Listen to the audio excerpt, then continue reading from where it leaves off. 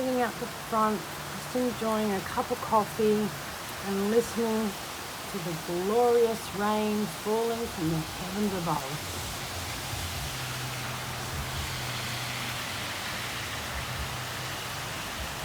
Absolutely beautiful. And our garden is getting watered. All the taro and the eggplants and the tomatoes and the bok choy. Have a wonderful day, everyone. Tower Mole's bulu tree is getting a beautiful water. That's my mother-in-law's plant named after her, and that's in our front garden. And it'll grow just as tall as the ones in the park across the road. It's finally in our garden. That followed us from Victoria when we had our first home. And now it's in our second home.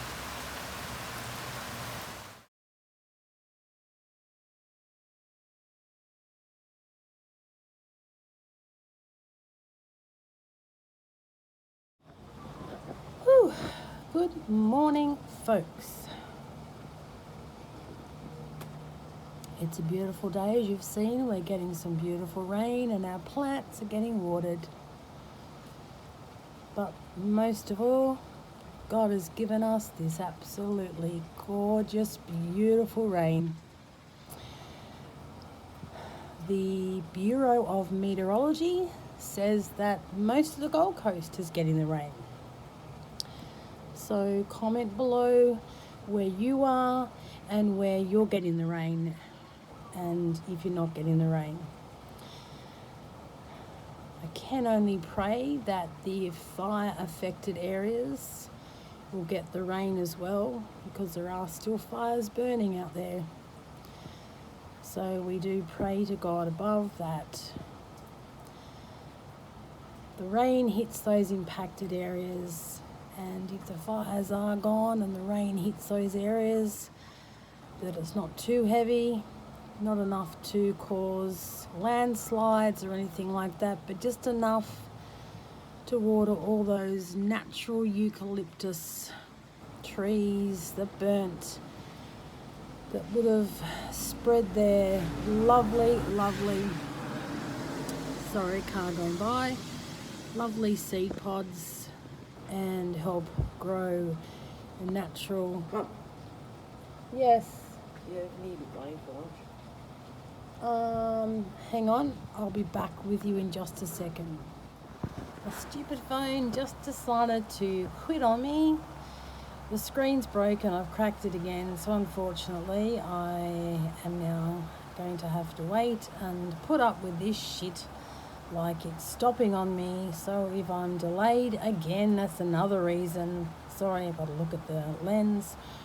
It's another reason why I could be delayed. My freaking phone's playing up. But anyway, going back to what I was saying, after a sip of coffee, I've suggested that he mentions to the doctor that he increase the dosage and maintains a regular dosage, possibly every day or even 12 hours, every 12 hours, which would make it in the morning and in the night, then in the morning again, in the night. But I put it in such a way where I didn't state that he needs it for mental health, because he's a strong believer, unfortunately, that, and this is again his way of deciphering the Bible. He believes that God says in the Bible that if you do suffer mental health, that you're sick in the head and that you're evil. So where does that put me, hey? Where does that put me? I don't believe it. I'm more of a scientific person. I was a nurse in my working career, and scientifically I believe more in evolution and scientific reasons or explanations. But in saying that, I do truly believe there is a God, a heaven and a hell, and the devil. So, and I suppose I'll only really find out whether that's the truth after I die. So And that won't be any time in the next 40 to 60 years, I hope. Technically, I've lived more than half my life now, so need I say any more? If my life happens to go quicker, just like it has now, I'd better start enjoying myself rather than living a sombre old, poor old me life. And I try not to. I try very hard not to, but sometimes someone else's negativity gets the better of me. And I promised myself this year that it's not a New Year's resolution. I just promised myself that when it comes to my son, I promised myself that I would not allow him to be as negative towards him as he was towards his daughter, and as a result he's alienated his own daughter, and now she wants nothing to do with him. So I never told you that story, did I? So what happened is we weren't talking, my husband and I, for about 6 weeks. It's been longer than that in some cases. It's been months and months. Anyway, during this period of time, he was out looking for houses and applying for homes. And the deposit was in my account, my single account. Anyway, so he put an offer in on this particular house we're in now, and he put down a deposit. And then about 3-4 weeks later, he said, "Want to come and see the house that I've put an offer in?" And I said, "I beg your pardon?"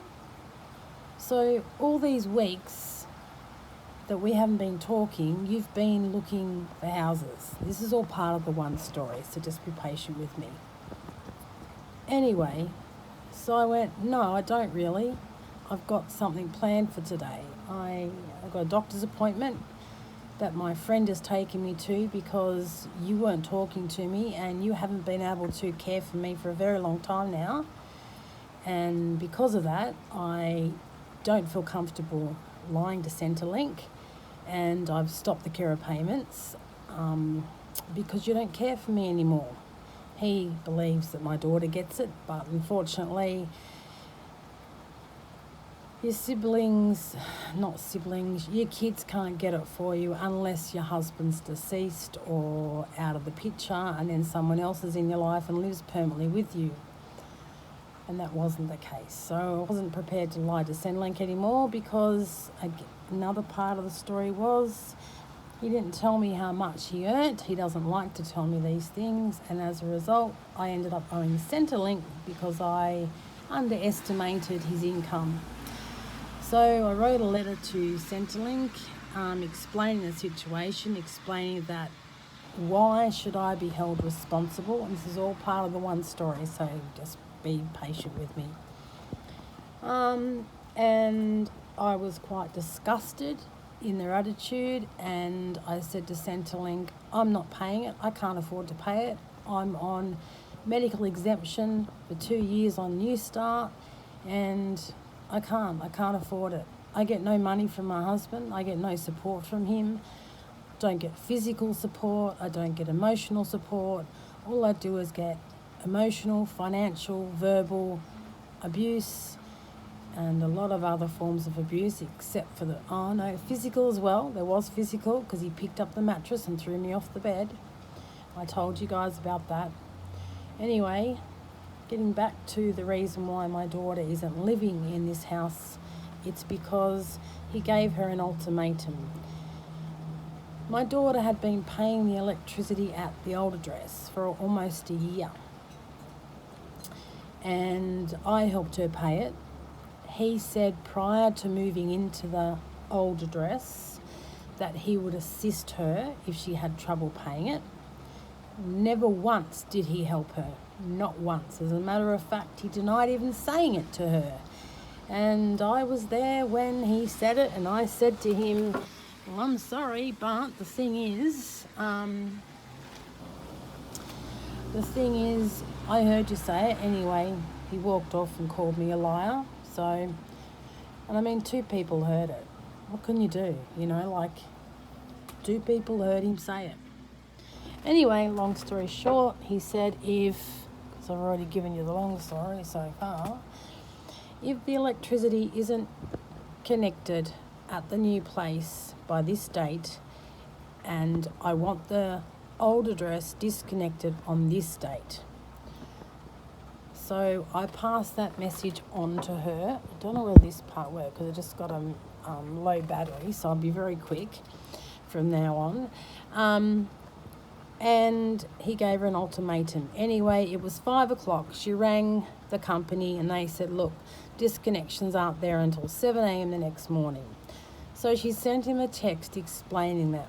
And I saw a copy of all these messages, and she sent me a copy of all the messages that, well, he rang her numerous times. She answered the call and he hurled abuse at her, telling her that for all these years, we, meaning him and I didn't approve him to speak for me, you've been dependent on us for many, many years. I've spent so much money on you over the years. And I'm sorry, they say that to rear a child up to the age of 18, it costs $1 million. Yeah, she's 25, 26 at the time, but she had a job and she was paying very high electricity bills. We're talking $500, $600 a quarter. Anyway, so he said, don't bother moving. So anyway, he threatened her and said, you're not my daughter anymore. You're not welcome in my home. Actually, not welcome in our home. Anyway, I was absolutely disgusted in his behaviour, and as a result, she no longer lives here. I'm quite depressed and anxious in regards to that. My attitude towards him hasn't changed. I'm angry with him. It's like I'm grieving. She's not dead, she's still alive, but I'm grieving because of his attitude towards her. If this cuts out, I will finish the story later on because the battery is low. And she's not here, so she's living with one of her dearest friends. They've got a place. Their standards aren't really the same as her standards. It's sort of very old, the house, townhouse, and it's a year lease.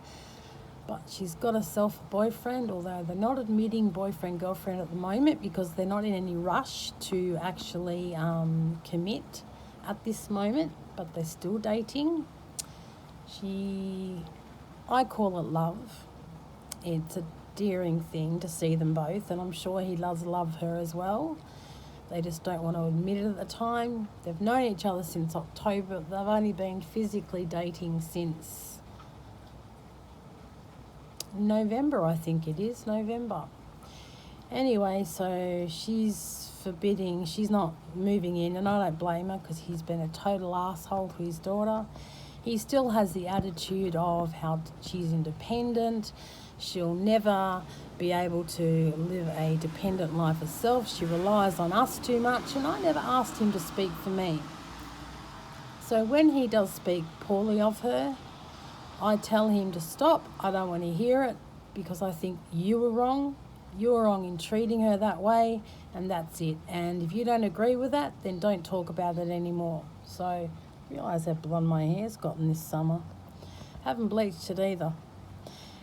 Anyway, so that's my story about how my beautiful daughter isn't welcome in my home.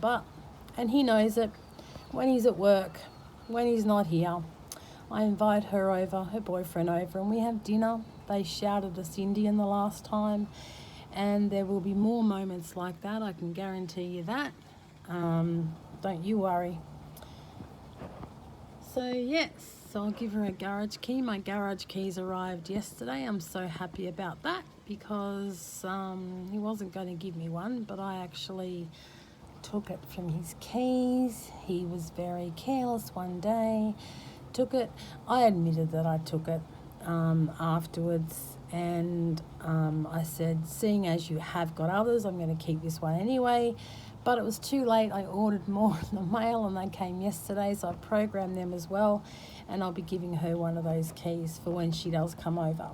So, and eventually I will have to get my car back. So I have to get it back because, well, she knows the circumstances, so I'm going to have to give her an ultimatum, I'm afraid, very, very soon. As much as I hate doing it, I'm going to have to do it. So that's all for today, folks. This morning anyway, my battery has given me another message, so it's going to go flat any moment. So I will check in with you again later on. Yeah, so I'm trying to organise my phone, the screen to get fixed, and I have to get Apple to do it, otherwise I'm fucked. Have a great day to everyone. Thank you so much to all my subscribers for following me and supporting me. Please don't be afraid to share my videos and my channel with your family and friends. Don't forget to like. Don't forget to hit the bong bong notification bell. And I've said subscribe, like, share, and subscribe, like, hit the bell, and share my channel. 4 things. So speak to you again very soon, which will be the PM. Bye for now, folky dogs. Okay, I'm back again. Well, I had to organise my son's tuck shop credit because his student ID card isn't working, and had to organise a repair of his bloody laptop. They use it so much, the keys on the keyboard fall off. Don't schools actually make sure that reviews are done on these products? Because this school would have purchased thousands of these things. Anyway, thank God he's got insurance on it, because once a year he does get repairs done, and I'm just hoping that once a year starts from January and ends in December. But anyway, that's been dealt with. So today, what am I doing today? Well, we are going to Fantastic Furniture, and we're going to look for a kitchen hutch/buffet, because there is not enough room in the kitchen for plates, not enough room in the kitchen for the Tupperware containers. There's shit high, actually, room available. So I thought a hutch might be the easiest solution. I can put the knives and forks in there, the plates, the Tupperware, and then I can use the kitchen for the direct utilities like the pots, pans, kitchen utensils, things like that. I'm also excited that I'm getting my knife set, my Baccarat knife set that I got for Christmas off my beautiful daughter. Hi, beautiful daughter out there. Getting my knife magnet putting up on the kitchen near the stovetop anyway, so I don't really call that. That's getting put up today, and I'm so excited. So what else is getting done? Oh, we've organised the cementing to get done around the house. That's being done. So the side of our house, which is full of weeds, is getting cemented. So Alex has to do some digging, and I'm glad he's doing some work and participating in the ownership of the house, because, well, not that I'm counting, but I do already own half my house because I paid for my half up front. Actually, it's probably 2/3 of the house that I own, because all up he won't own half of it, it'll be 1/3. So, and that's great because that's what the legal documents state. So if something happens, although realistically if a divorce occurs, it could be in the pipelines, Then he gets half anyway, so, you know, it doesn't really matter who paid half and who paid half.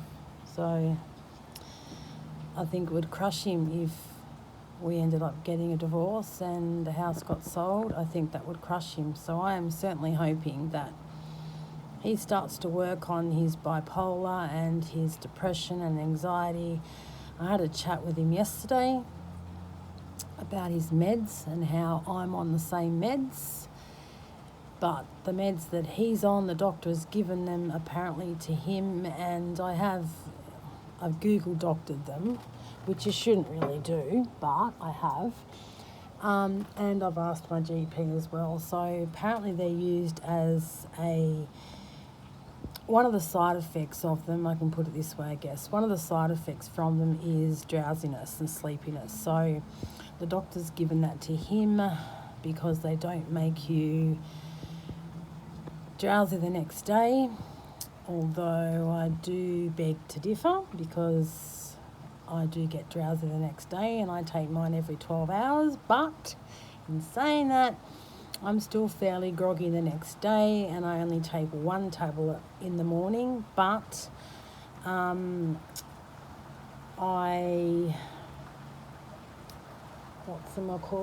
Sorry, I lost my train of thought then. That's the Lyrica, funny enough. I'm talking about drugs. Don't make me as drowsy the next day unless I've taken the other meds. So in that aspect, they relax him and put him to sleep and he tends to stay asleep. So I have suggested that he sees the doctor about making that a regular dose because obviously I've put it to him that way. Well, back again. But fuck me. I had a friend that called in to say g'day, have a cup of coffee. You all know her, Shazza. And of course our visit to Fantastic Furniture got put off a bit. About a half an hour ago, and it is about, I think, 1 o'clock.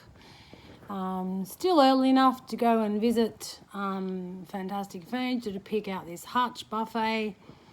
But oh no, my friend who came has deviated me, and now I can't go to look at the Hutch. So I have a sneaky suspicion that just like the house I had no say in, then I will also have no say in the buffet Hutch either.